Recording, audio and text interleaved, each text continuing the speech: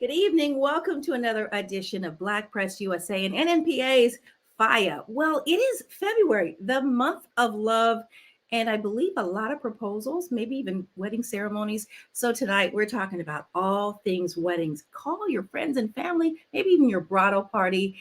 Get involved, ask the questions. We've got a couple of experts here in the nation's capital that are going to answer your questions, all your questions as it pertains to planning that very, very special and for some of us, stressful days, right? So we are really excited. Our first guest, we have four tonight. Our first guest is Sharia, and she is Barksdale, that is, and she is a wedding planner, Eclectic Fete. We want to bring her on. Thank you, Sharia, for joining us this Thank you evening. for having me, Taylor. It is so exciting to be here in this space, and we're so excited to share all of the information that we know about the upcoming wedding season. Now, you are currently the president of the Association of Wedding Planners for Washington, Wedding Planners for Professionals in Washington, D.C., correct? Yes, it's the Association of Wedding Professionals. We are a community of about 100 Okay. wedding planners, photographers, caterers. Pretty much, if you're a wedding creative, you are free to join our association. And we are a small, tight knit community of rock star professionals doing incredible work.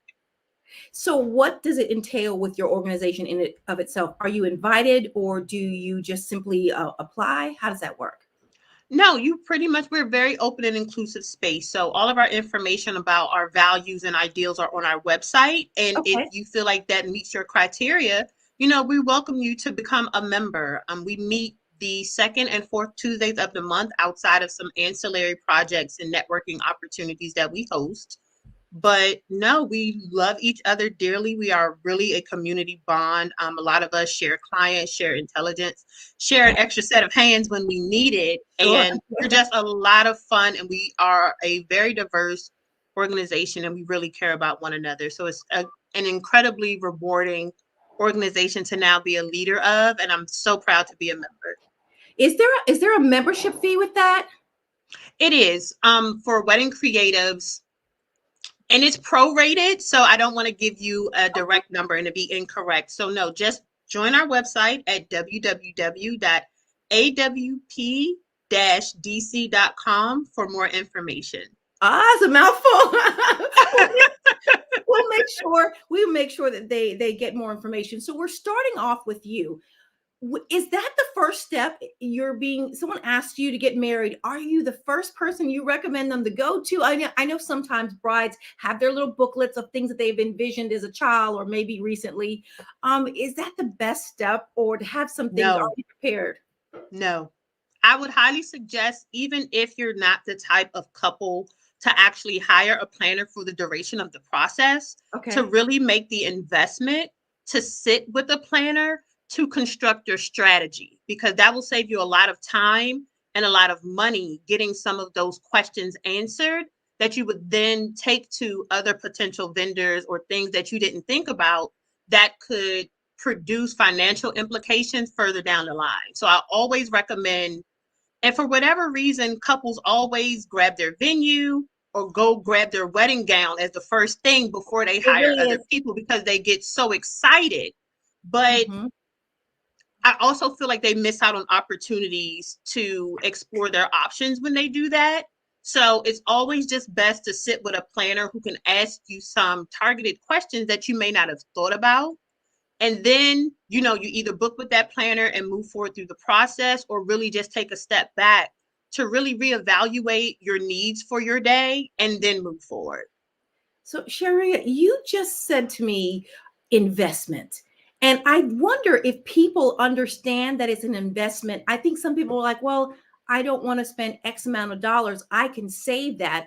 And you just, in a few seconds ago, said it actually could cost you more if you don't have a professional that's looking at all the documents and understanding how it works. Correct, because most people wouldn't trust their taxes with a rookie. And Mm, weddings are actually the same way. It's if you don't have a large enough photography package, then mhm. you may miss some critical items throughout your day, keeping things on the short end of the spectrum. Or if your venue doesn't come with tables and chairs, and you assume that it does, and you don't read that in the contract, then you may have a standing reception when you wanted a plated, a plated dinner. So there's a lot of nuances that go along with this process. And again, if you have a large wedding party, things like you may want to do a first look and take your photos prior to the ceremony versus afterwards, because that saves you a large amount of time. So there's a lot of things that people don't necessarily consider from a logistical standpoint because they're so focused on the outer elements, the gown, what it's going to look like, the pretty, as we like to call it. But it's all about logistics at the end of the day. Like the design elements and the visual aesthetics are just the last layer. It's really more so about putting all the pieces together and then making it pretty. So let's talk numbers here. What can a wedding consultant run you? It depends on the level of wedding consultant. I would say if you really want a good one and to get a full service experience, I would say about $5,000 in the DC area is a great starting range. Some may charge more or less. Of course, the higher you get on the luxury planner spectrum, they tend to be higher. But about $5,000 is usually the going rate for a full service planning experience. So that's from the beginning to the end. Correct. What about, and again, that may not necessarily include decor. And that's one thing that a lot of people don't necessarily know. That is literally just for planning. That may not include management, which is also called day of coordination. Yes. So there's a lot of layers to what constitutes planning, but full planning with having someone pretty much walk you through the process typically starts at about $5,000. So what about day of services? I know that people always ask that question. I just want someone for the day of, a roundabout range. That's a bit loaded. And again, it depends on the level of event that you're hosting in addition to all of the components. I know there's a segment of planners that charge flat fees for management, but when you start heading into the larger events and the larger markets, they actually charge you based on all of the components combined. So, how much staff they have to bring on site versus how many vendors you have to manage. How many services the day of, like, do I have to coordinate transportation? That's going to be built into your management fee. So management on the day of for flat rates tend to be about $3,000 and up. But management sometimes can actually be more than the planning package, depending on the planner that you go. So I would say a safe bet would be to start at $3,000 just to have somebody come in and manage the day. But that's definitely a flex number. And that's and you're talking about major cities. I mean, obviously smaller areas, the numbers would definitely be different. And again, I'm sorry. No, and also depends on the scale of your wedding. Because I know there's some people that charge $1,500 to $1,800 for small weddings, soup to nuts. It really just depends on the caliber of planner and the style of event that you desire to host. What do you recommend for people that are on the fence about getting a wedding planner? What advice would you have for them in finding the one that would be best for their plans? Me personally, I would always say to go in matching spirit to spirit, not necessarily, jamming into the logistics. First of all, with wedding planning, depending on when you start, that's a 6 to 12 plus month process. So you want somebody that's going to be able to speak your language, to almost make decisions for you, to really understand you as a human. And then you as, potential brides and potential grooms. Like, that's a very complicated thing to do. And you almost want to get someone that feels like a friend, but that moves as a professional, because then they'll be able to interpret your vision and really understand, what you're trying to accomplish. Any no-nos, any red flags that brides and grooms should look out in meeting wedding planners that, listen, don't do it? I would say to watch out for the wedding planners that just speak about money and don't really ask you about you or your process, because there's a segment, again, we're in a larger market where it's like, oh, well, my minimum is $50,000. It's like, well, I didn't even tell you my name. If that's what it, But again, that's also a personality thing. The higher you get on the spectrum, you know, luxury clients actually tend to prefer that sort of thing. But if you are the type of client who wants to really get to know the person and they don't take the time to actually make space for you, then it may be time for you to move on. But again, those are individual characteristics that each couple would have to kind of look at to see if someone understands your language.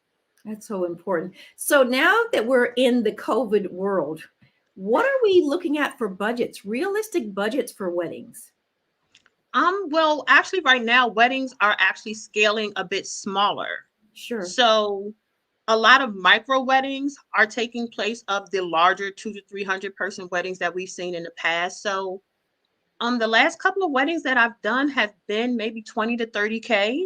Wow. But they've actually been smaller programs. But that also depends on, you know, the government regulations, what's the capacities for the venues at the moment, because depending on the shift and the flow of the government regulations will depend on the scale of the weddings. Like one of my weddings actually kind of slid right under that sweet spot when things opened up and they were able to have their 150 person wedding, but I think they spent about 80 to 90K.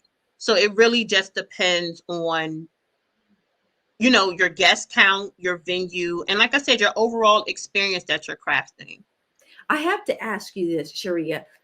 What about the difference between a plated meal and a buffet?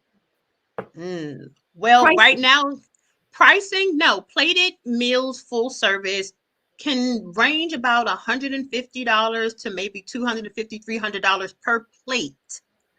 And people don't necessarily anticipate that because it doesn't just include the food cost. That's also the service cost, the staffing, and a bunch of other things that you guys don't know to ask for. So that's F&B plus. That's where that correct. That plus, right? absolutely.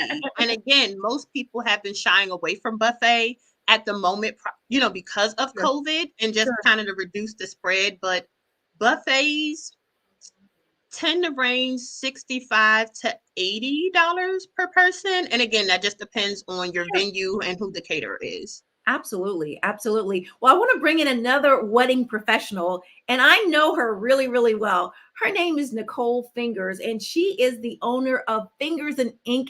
She is a wedding stationery stylist. Let's bring her on board. Hello, Nicole. Hey, Taylor. Thank you so much for having me. Listen, and you are the past president of the Associations of Wedding Professionals of Washington, D.C., right? Yes. So you have the president and the past president with you. Yes. Oh, so Nicole, Jacqueline says, hello, Taylor. Oh, good information to know in case I go down the road again. Okay. Well, you know, that's a really good question. Jacqueline, thank you. So how many weddings are you getting as far as the second time around? Wow. For me, I do get, you know, some clients that come back and do it a second time. It's not common, but it does happen. And how about you, Sharia? Oh, no. My target market is skewing a little bit younger and a little bit quirky. So I haven't had the pleasure to do those second time around couples. But listen, I am open to it. Is that why your business is Eclectic Fete? Yes, ma'am. And again, that name was specific because I wanted those people who feel ostracized in the traditional wedding world to know that they have a space and a home here with us. Now, Nicole, you know, we just found out that you really should find your wedding consultant, you know, first, you know, in planning it. And when people come to you, what stage are you finding they're coming to you? Is it after the date and everything's been set up, or people reaching out because they want these elaborate or really special crafted invitations? That's a twofold question because it depends on the time of year. In the beginning of the year, January, they're so excited. They just recently become, you know, engaged and they just want, and I'm like, wait a minute, do you have the date yet? Do you have your venue? Do you have anything?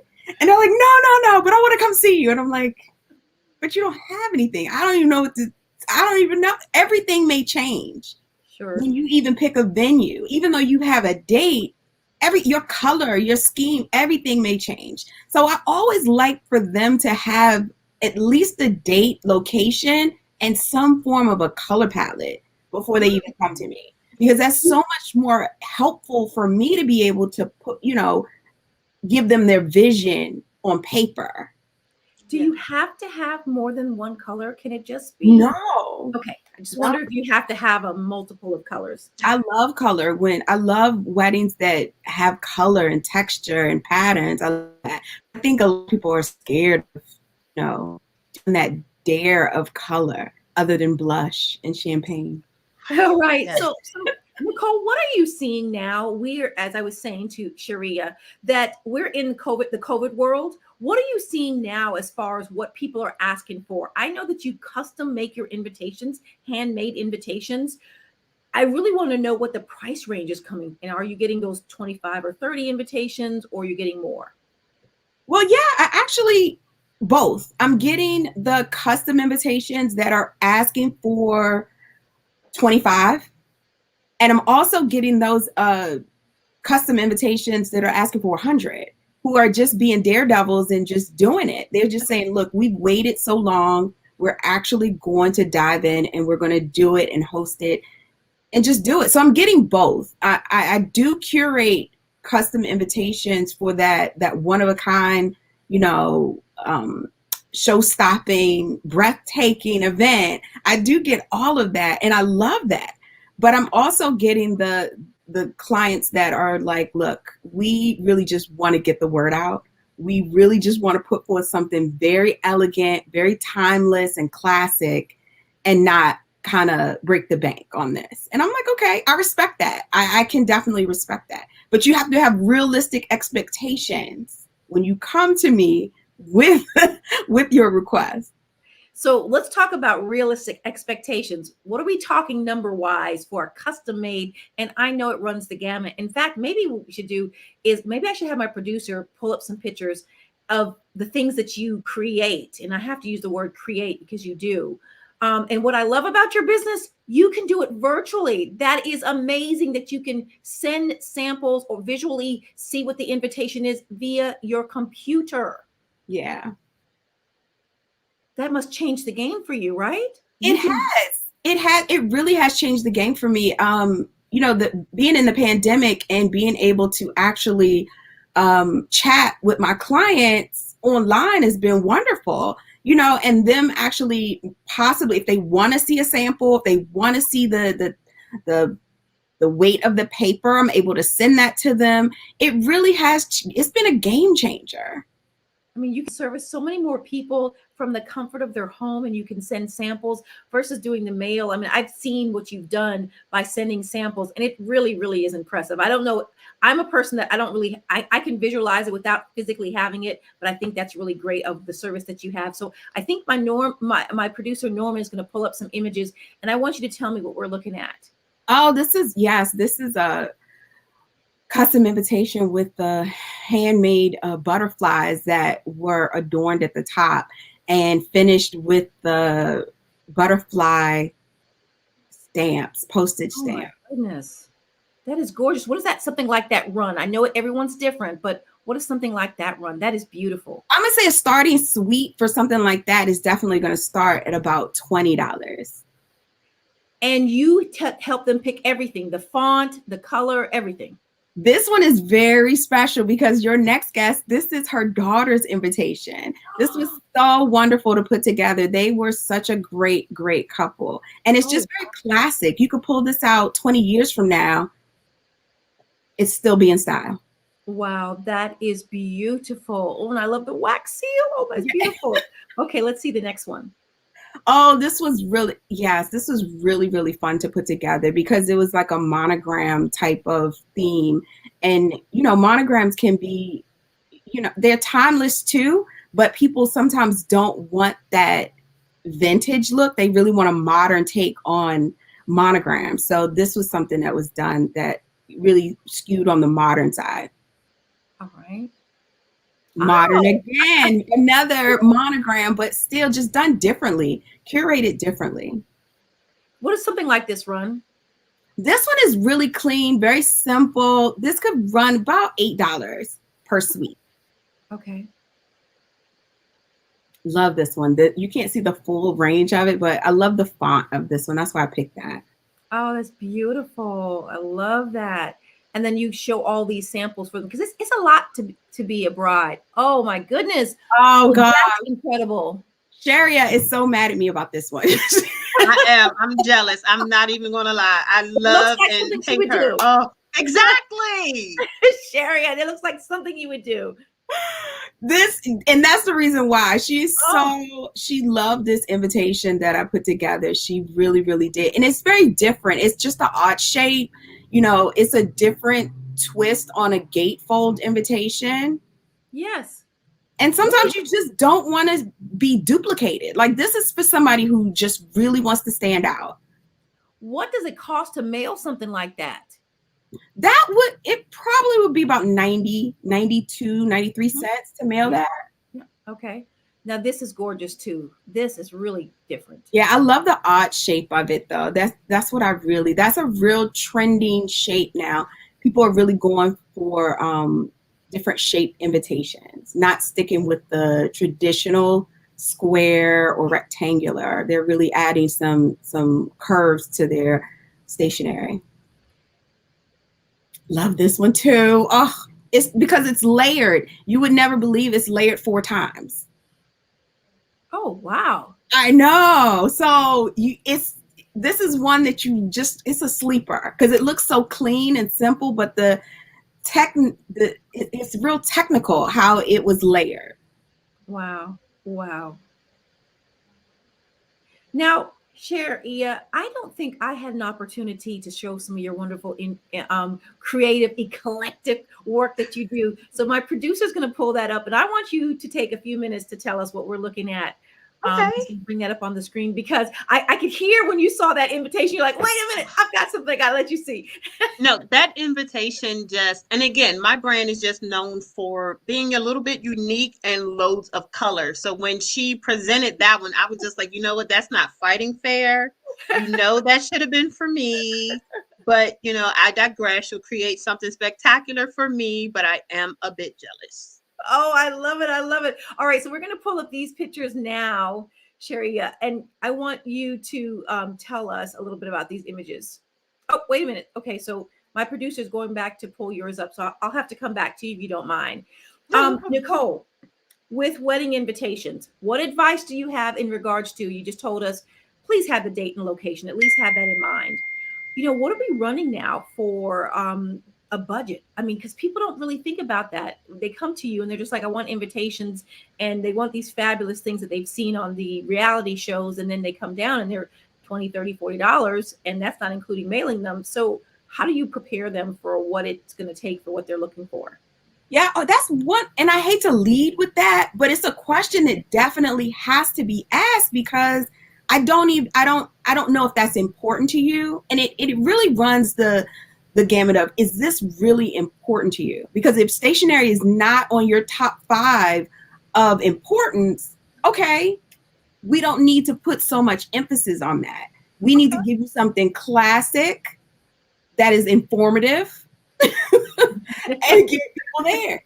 And I'm okay with that. But be realistic. Again, the people being realistic about their expectations of invitations. Just do a little bit of homework before you come to an invitation and stationery designer about the prices, because people get sticker shock when they see like, really? Yeah. But I've been on Pinterest and one of them was just $4. And I'm like, yeah, they made it one time. Well, and you know what? I'm glad you brought that up, Nicole. And I'm sure, Sharia, you have the same thing. People are like, well, I seen this here and it didn't cost that much. And you're like, listen, you got to compare apples to apples, correct? Yes. Absolutely. And one of the things that a lot of people don't know, you know, going back to working with the pros, is that a lot of the things that they see on Pinterest are actually curated to be over the top and glamorous because they're actually editorial shoots, not necessarily meant to be executed in real life without that budget. So editorials allow for the fantasy, but the fantasy comes at a price tag. And that's the part about Pinterest that is never disclosed, because people get so caught up in the whimsy of it all, but they don't understand that whimsy was at a discount because people were just trying to secure those images. But going back to Nicole and the budget, one of the things that I personally learned working with Nicole is that for print collateral, you actually need 2 buckets of your investment. So you need a budget specifically for your invitations, and then a budget for your day of material. So that includes your menu cards, your place cards, your escort cards, maybe even custom cocktail napkins, those things that, again, without true professionals, you don't even know that that would be separate investments because they happen at different stages of the process. Are they still doing place cards? Anything new in the wedding planning industry that's either they don't do it anymore or they're starting to do now? Wedding programs have actually gone the way of the dodo, surprisingly. A lot of couples opt not to do that. Mhm. Escort cards and place cards are still very much so a thing for the logistics of dining, but people have taken escort cards, and that's where they start to get creative with how they are displayed. So I remember one planner in the DC area, I thought it was so cool. She had like bow ties as all of her escort cards, and like Wow. people are doing some really creative and cool things with how they display that information. So it's getting really fun, but wedding programs are definitely gone. Yeah, I can agree with that one. So your pictures are ready. Let's show some of your images, and I want you to tell us what we're looking at. Okay. Oh, So this image is actually the Daughters of American Revolution Hall, which is on the Mhm. side of Constitution Hall. And this particular couple, they are both from the southwest part of the country. Their families had never been to DC. So they really wanted a more traditional DC experience with a wow. hint of color and personality. So they actually did the dancing portion of their wedding outside on the portico, and we Okay. really wanted to make it fun and lively. And it looks like there's a lot of uplighting because lighting is Absolutely. expensive. I know that. But lighting is also an element that can transform a space. So Okay. outside of this being colored, it would just look standard issue like, the White House potentially. But Yeah. with this color, it really transformed the space, and it made it feel like that you were in a different area. Okay. Oh, Now, it's a oh my true. gosh, this was actually a cake from one of my recent weddings, and they did a modern Hollywood wedding theme. So we were doing almost an award show concept. So the bride herself is actually a baker. So when we approached this baker, who is tiered and petite, we just wanted something that just felt extremely elegant and edgy at the same time. So we incorporated a lot of texture and a lot of flowers. All of these flowers on this cake are actually edible and handmade. Wow. And it was a big hit. It's actually sitting on a table that we had ropes and stanchions around. So it was almost protected like you would see at a red carpet. It was Wow. awesome. Oh, Now, look at this. and Is that again, going back to one of those tried and true DC, trends, they had food trucks as that is their a food caterers. truck. Oh And my goodness. again, this wedding, I want to say it was $30 a person. They had 2 separate food trucks. And again, food truck meals are cheaper, but we sacrificed time because it did take a little bit longer for service. But Okay. at the time, it was $15 a person per food truck. So their meals for their guests was $30 a person. Wow. Can't beat that. Not at all. Oh my goodness. Look at that. And again, going back to that stereotypical DC wedding, this is actually a cathedral that is right next to the Capitol. And again, they're Catholic. They just really wanted to be, as close to the Capitol as possible. And we found this incredible church that hosted their ceremony. Let me ask you a question since you're saying that. If you're a transient, especially in this area, finding a church and some churches you have to go through a process before you can even use their facility. I don't want to go away from the pictures. We'll go back to that. But is that something people should also plan for as well? Absolutely. And again, it depends on the policies of the church. One of my recent weddings it was Christian, but the celebrant was through the Catholic Church. But because it was off-site, it was a bit, it was different in terms of the rules that we had to follow. But definitely finding out that information early, again, in the process, if you have those religious traditions that you need to follow, that needs to be one of the first things that you secure, because surprisingly to most people, a lot of the rabbis and the popular officiants actually book years in advance. Wow. But if you don't know that, you may secure your venue, but then you can't get your desired celebrant because he's already unavailable. So those are the types of priority items that you need to lay the groundwork of your planning before you start actually doing things. And oh my goodness, look at this. I love when they do highlighting on the floor. Like, that's beautiful. Yes. And again, this was the modern Hollywood wedding, and that bride wanted all the things bling. Like, we really wanted it to feel like an award show. Is that the new White Mansion? It is. It looks, is. okay. You have a great eye. And funny enough, so many people asked us where this wedding was hosted because we did so many things that really transformed the space. So, just balancing her color palette and just really incorporating all of those design elements really enhanced the space. That's beautiful. Oh, look at it out front. Yes, that's gorgeous. Yes. They were a great couple.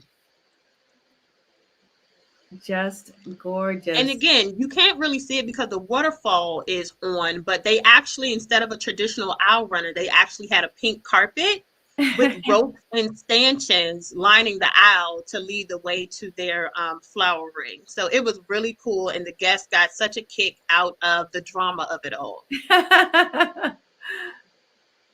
Oh yeah, that's everyone. And this was just fun, right? And again, this couple was they are just pure jokesters, always left to laugh. And the bride always, I'm not wearing makeup. She traditionally didn't wear makeup, and she was harassing the groom the entire ceremony, so he got her back. So just in terms of, those professionals that are able to just capture moments as they're occurring, our photographer was able to capture the moment where he put the icing on her nose, and this is actually her fussing at him because she had on makeup. Oh, wait, and she had on makeup, but he didn't not that he didn't recognize her, but guys don't think about that. Right, so exactly. He's busting like, oh my God, you ruined my makeup, and he's just taking cake off his hand. And that is literally one of my favorite images from a wedding. I love it. Look at that. And again, they actually had really big family. I want to say between both of their immediate families, it may be 30 to 40 people now that they've wed. Wow. So these are all of the groom's nieces and nephews, and they incorporated them into the ceremony and into the day. So this is actually a moment that was captured beautifully of the couple walking into the reception. And again, it's one of my favorite pictures because it really captures the excitement that was going on in that moment. Oh, look at that. And again, them walking down the aisle. I love outdoor weddings. Speaking of pictures, we're going to bring in our third guest, Victoria Delgado she's Tori Del Photography. I want to bring her to the screen. Hi, Victoria. Hello. Hi, everybody. Hi. You guys know this about me, but I am a picture junkie. And when I see pictures, I love the fact that you can look at an image and remember or feel something. And I know, Victoria, since you're in photography, that's got to be something that you appreciate, right? Yeah, that's like the biggest thing that I strive for with any of my couples is that I want you to remember how you felt that moment, remember the weather, remember the smell in the air, remember your cake smell, like things like that when you see a picture. Victoria, how did you get in the business? Oh man, so I fell in love with photography way back in high school, and I'm probably gonna tell my age, but back in high school we did film photography. So we learned how to roll the film, take the picture, develop it in the darkroom, all those wonderful things. And so that's why I fell in love with photography. And then in about 2011, I was like, okay, I want to turn this into a business. Like, how can I, because, when you work in a passion, it doesn't feel like you're actually working. So I was like, how can I get this up and running? And so when I started, it was more so like from beginning to end, like engagement, wedding, maternity, family, pet, sports, like, wow. You name it, I would try to do it. And then around 2018, 2019, I was like, you know what? I want to really focus on engagements and weddings. Like I love love. I literally cry at every wedding that I photograph. I just love just the look of the couple's faces. Like it's just like it's so beautiful and they're just so happy in that moment. And even though they have, you know, hundreds of guests with them, you can see in their eyes that they're really just paying attention to each other. And it's so cool that I get to capture that every time a couple gets married. So, Victoria, how do you or describe your artwork as far as taking pictures? What sets you apart from other photographers? Yeah, so we, well, I say we, but it's really just me. We are fine art photography, and so we actually mix digital photography with actually film photography. So bringing back that original emotions and feelings that I had when I first started out into the photography world. So we are fine art. We're also we call it refined curation, where it's like we do take those moments where we do want those candids, but we also want to do those posed or curated moments with the couples, with the family, with getting ready for the day, things like that. So it's a mixture of curated as well as candid. So what does it normally run for photography services? And keep in mind, I know that you guys are in the nation's capital, so it's a little bit different, but I'm just wanting a range. So when people are starting to make their budget sheet, if they don't go and hire a wedding planner, you know, what should they plan for roughly? Yeah, so it really just it depends on your budget, right? And it also depends on if photography is important to you. Me being completely biased, photography should be important to everybody, but I know some things are more important than others. And so wide range, it could be starting at around 2,000 and it can go all the way up to either 10 to 15,000. So it really just depends on the photographers that you hire, whether it's just them or do they have a team? Do they have videography included in that service? Mm-hmm. How long do you want your photography coverage to be? Because there are couples that decide to do multi-day events and you want all of those covered. So it just really depends on what you're actually wanting to capture for your wedding journey. And all your packages, you're a photographer that all your packages actually comes in a book or no? Because I was really surprised when I've heard that there's photographers that, you know, you can kind of just get the images and I want the book. Mm-hmm. Yeah, so we do offer investments where you are able to print your work through the labs that we work with, and also we can create albums for you. Mm-hmm. We can also create canvas artwork for you to hang on your wall. So yeah, as a photographer, again, it's super important to, you know, print your photos. I don't know how many times I've heard horror stories of hard drives crashing or computers crashing, and like that's where those photos were. And it's like, if you don't print them out, so you always have that hanging on your walls. I don't know if people do wallet pictures anymore, but hang it on your wall. Have your own art gallery in your house. Well, speaking of art gallery, let's look at some of your wonderful photography that you sent to us. And let's talk a little bit about that before we bring in our fourth guest, who I can't wait to meet her too. An Indian wedding. These are the best. Yes. So this was at the Birkby house. And so the bride is getting ready with her bridesmaids and just like taking in the day before the actual. So with this one, they already got married before. So this was like the reception celebration day. Okay. But they still wanted to have certain things like doing a first look, having the wedding party pictures together. And so she was just kind of taking in the day, about to see her now husband and get the party started. Beautiful. So this is a gorgeous design. One of the things that we want to capture throughout the day is, you know, not just the emotions and the people. We want to capture your details. You have spent thousands of dollars Yes. to create this visual of your day. You also want those photographs in your album or in your collection as well. So this is pretty fun. This was at the Library of Congress. And I think one of the trends now is having like a blurred motion or just some type of movement mixed with still. And I'm so glad we you told had me that. I thought it was my eye. Thank you very no, much. no, that is definitely the newest trend right now. Is like you have a blur moment with a still moment, and so we had the bride twirl around in her dress while the groom looked at her. Wow. Okay. Look at that. Oh Yeah, my. so this was actually a recent trip that I went to. I went to Florida last month, and this is at a venue called Bella Colina. It's a huge location, and it's just so beautiful. There's so many photo ops in this area alone. You have a mixture of indoor and outdoor possibilities. That is. Oh my goodness! Look at that detail. Yes, so this was at the Swan Club in New York. A beautiful setup that we had. This was actually part of an editorial that I photographed in New York, and so much fun. This was actually published in the most recent Mona Lucci Bridal magazine. Wow.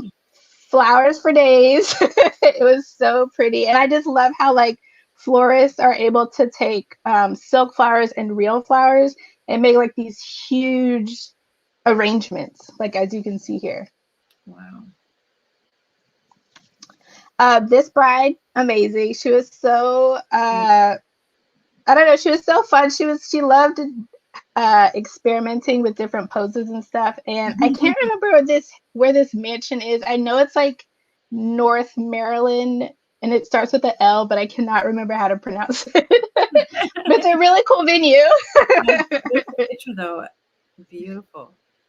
Yeah. Oh, okay. The invitations. Yes, so we have some details of a flat lay. So this was actually created by Ashley Swan, who is also an AWP DC member.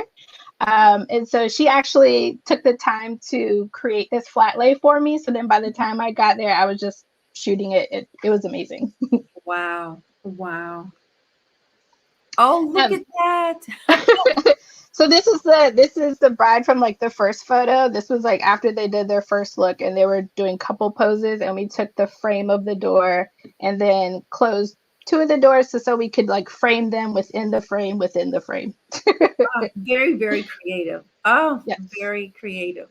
Oh, and Nicole Campbell posted on Facebook. Yes, it's called the Lyrodendron Mansion. I probably said that wrong, but that was the mansion that I was like, I can't remember what it's called. Here we go. Thank you, Nicole. I see it there. Okay. Yeah. So however you pronounce that. So this was at the Inn at Willow Grove. This one I actually was second shooting for another photographer. And so the benefit of actually being a second shooter versus a primary shooter or a primary photographer is you get to experiment a little bit more on the wedding day, where it's like, the primary photographer is going to get those key moments that the couple wants. Whereas like as a second, I can do this. I can be at this angle where I'm not necessarily having the couple in the full frame, but I'm having like part of the wedding party involved. So important. And I'm looking at these beautiful dresses, and I cannot wait to bring on our next guest because I think she's going to have that is a killer picture. Clearly, you're on the boat. It's so cute. Oh. They were. This was in Baltimore, the Baltimore Harbor, and the groom's family friend had a boat next to the pier, so they let the couple go onto the boat and take pictures before their reception. The harbor. That's pretty cool. I would not have guessed that. We now have Miriam Leggett. She is with Soliloquy Bridal Couture. And I want to bring her onto the camera. Is she back there? Hi, Miriam. How are you? Nice to see you, Taylor.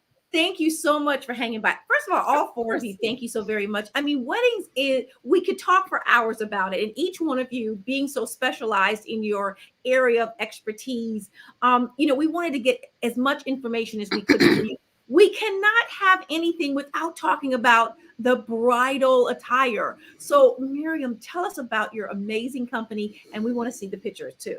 Of course. Well, I am the owner of Soliloquy Bridal Couture, and it's located in the Virginia suburbs of Washington, D.C., and it's a luxury bridal boutique. And what that means is we're really focused on superior fabric quality, silhouette, and fit, because that's really what's very important for the bride on her wedding day, is that she looks good from the minute she puts that dress on to the time she decides to take it off. It should fit her. It should not move. She should look beautiful, flawless, stunning.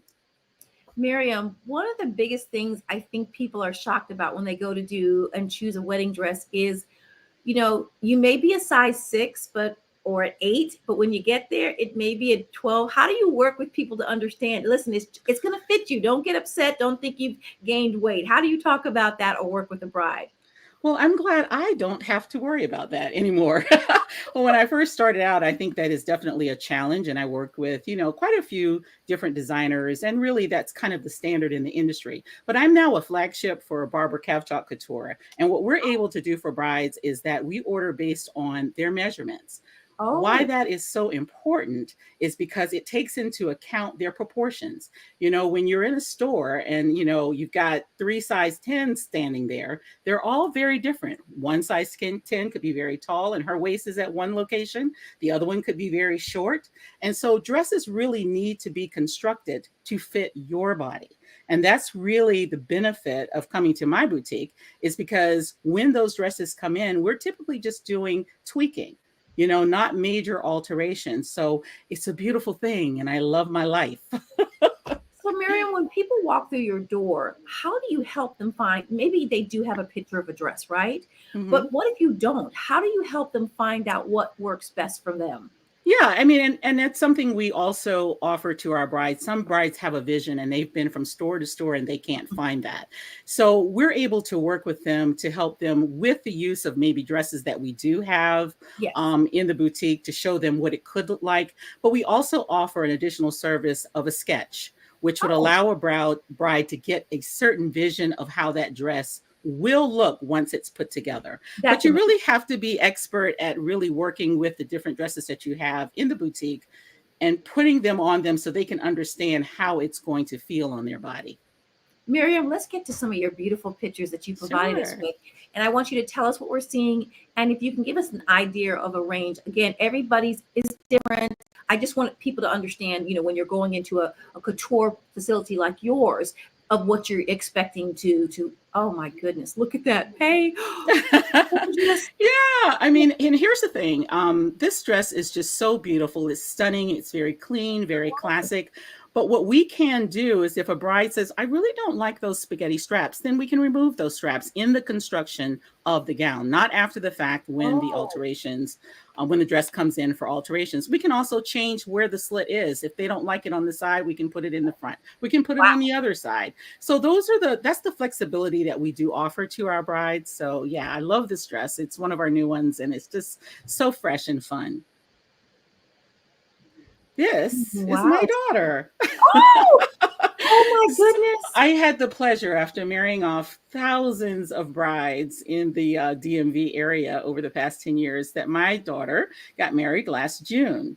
And, I was one of those moms helping to plan a wedding during COVID. We never thought this was going to happen. We ended up moving the wedding from DC to Savannah, Georgia, where I grew up. And these are her photos. This is her beautiful photo. It almost reminds me of the little angels, the little fairies. The dress seems so soft and like it has layers to it, and that slit is something I haven't seen in a while. Yes, it was lovely when she was walking down the aisle. This is a bride, and I really wanted to share her because she was a very focused bride on money. She was like, I want to be frugal and I have to respect every budget level. And I really try to do that. But she really wanted a beautiful back. And we wanted to give her that. And so, because this dress did not have that back, it had a V back. And so we were able to respect her budget, but also give her that wow factor that she wanted in the back. Love her. She is just beautiful. Miriam, are all your brides models? My goodness. Oh my gosh, right? They are.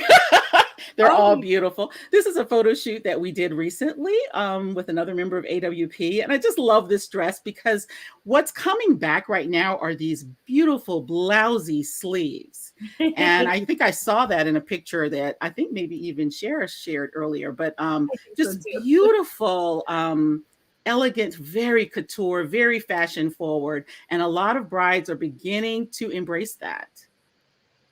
wow. Mm-hmm. This train was train there. so long. And this is such a beautiful story. This particular bride, actually, I took a pie making class from her and I gave her my card. And 2 years later, she said, "Hey, I remember you. I'm getting married." And Okay, so good. she came in, and this is the combination of 3 different dresses that she tried. She liked the top of one, the middle of one, and the bottom we kind of created for her because she wanted an extra long train. But this is the result of someone who can really embrace their vision, trust us to do it, and it was a beautiful outcome. In making some of these dresses, how long would you say? Because I know in the past, sometimes getting the fabric in and of itself, oh my goodness, what does it normally, I'm sorry, what does it normally take on average for a dress to be made? I mean, I think what people have to realize is that it really does take some time to create these dresses. So we really would love to have 6 months on every dress. Great. And sometimes a little longer, depending on how busy the year is. With COVID, the challenges for many boutiques has been getting the fabrics in. Right. So that they can get these dresses made. So yes, as much time as possible. I know a lot of people are used to kind of getting things very quickly online, but a couture gown takes time. You can see why. This is beautiful. Oh, look at this. Beautiful, sparkly, fitted dresses are always in style for brides. Although many brides today are really going for that clean look, more modest. But I tell you, you can never fail with a fitted gown with sparkle. Another very clean. Yeah. We're showing a lot of leg now, Taylor. Yeah, I'm seeing that now. Right. Beautiful off the shoulder, very elegant, beautiful bride. Mm-hmm. So I have to ask you, for professionals, where do you see the wedding industry going as we try to hopefully get out of the tail end of the pandemic? And I'm sure it's hit each one of you guys differently. We can start off, obviously, if you'd like, with you, Sharia. For me, I just see us going back to more intimate weddings. One of the things that the pandemic has forced on us, weirdly, with the micro wedding trend, is intimacy. Now we're finding smaller crowns. Now we're finding more intricate details and more heirlooms that are being showcased at the wedding. It's not as much about the spectacle of it as it is more now, to me, about the connections that happen there. So for me, outside of all of the regular wedding trends and colors and florals and things, I really feel like we are moving back towards intimacy in weddings. And I will say that I really never stopped so much. I guess like some of the other vendors, I mean, I literally remember going in with gloves on, the mask and goggles and, looking like something from another world, trying to make sure that brides were able to try on dresses and get married. And I think what we did find is that even if they changed the nature or the size of their weddings, they still wanted a beautiful dress. Mm-hmm. And so, in that respect, although sales were definitely slower than pre-COVID, we did keep going, because people still want to get married. Victoria or Nicole? Yeah, I think it's really about the experience. I think really couples are really trying to create an experience for their guests, and they really want them to feel very special and almost like, okay, you're a VIP to our event. So they create these experiences so that it is every touch of the event has that experience down to the details. So I do agree that it's going to be a more curated type of event at all times. Like, I think that's not going to be a trend that goes away. I think people are going to lean more so into it. Purposely. Yeah, I would say, especially with with the intimate conversations, getting these smaller venues that are more like European inspired, especially in the DC area, where it's like the venue details is part of your story. And so it's like you don't have to have huge installations. You can take what is there at the venue and then focus maybe on decorating the table setting. And then having those really long tables so that way you do feel like a family throughout your wedding. Miriam, a question popped up. Do you take care of full-figured women? Absolutely. We take care of brides of all sizes. Even more of a benefit is being able to order by measurement, and that you're not trying to fit into dresses that were really designed for smaller women and they're just cut on a larger scale. But to be able to address the changes or the differences in bodies when they're more curvy is really important to be able to do it by measurement. And I think I can safely say this for all four of you. You guys will not travel, but you don't have to be from the DMV to get your services, right? No. So Nope. let's start with you, Victoria. How can people reach out to you, see your website, get more information? Should they want to talk to you, hire you, or communicate with you? Yeah, so website is www.toridelphotography.com. Preferred to be reached out through our website, but we also have social media. So Instagram is at Tori Del Photography, Facebook, Tori Del Photography. Miriam? Yes, brides can reach me at soliloquybridal.com or on all social media at Soliloquy Bridal. I sold a dress to a bride in Louisiana last year, and everything was done by phone and Zoom. So it's absolutely possible. I love it. Mm-hmm. Mine too.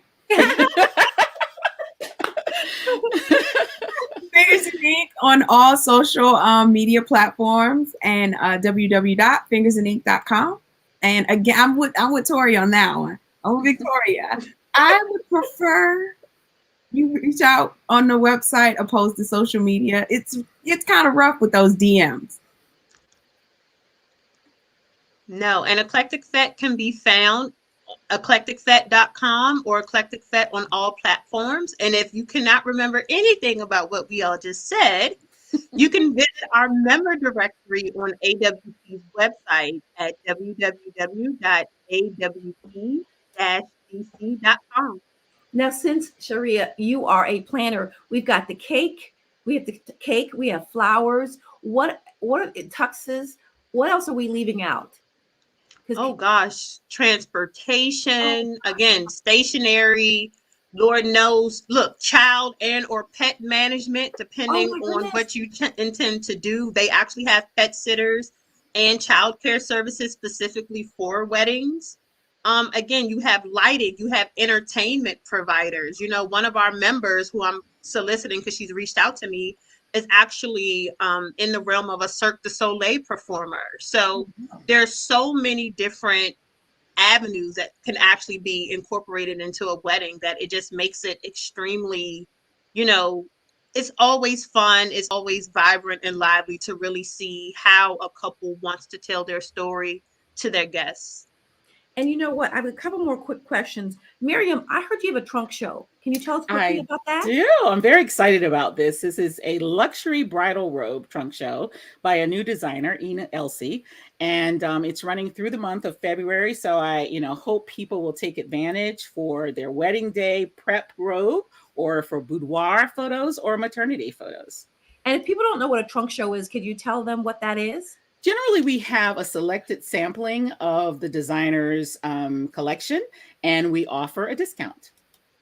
And Victoria, you have a blog. Yes. So last year we kicked off a series where we were interviewing people that are experts in their space. We actually interviewed Nicole for one of our blog posts about invitations and signage, and I never knew that that really you had to think about all those things, even with her doing my invitations for my wedding. Still didn't know that I had all that stuff to do. But yes, if there are any vendors that would love to be a guest on our blog series, definitely reach out through our website. It helps with getting SEO or search engine optimization traffic coming to both my website as well as your website. Listen, ladies, I cannot thank you enough for talking all things weddings. I think we could do 2 hours of this. I'm so excited. I'm hoping that people that are tuning in all across the country and even internationally, if they haven't thought about the details and the process, they now at least have a basis in which to go with.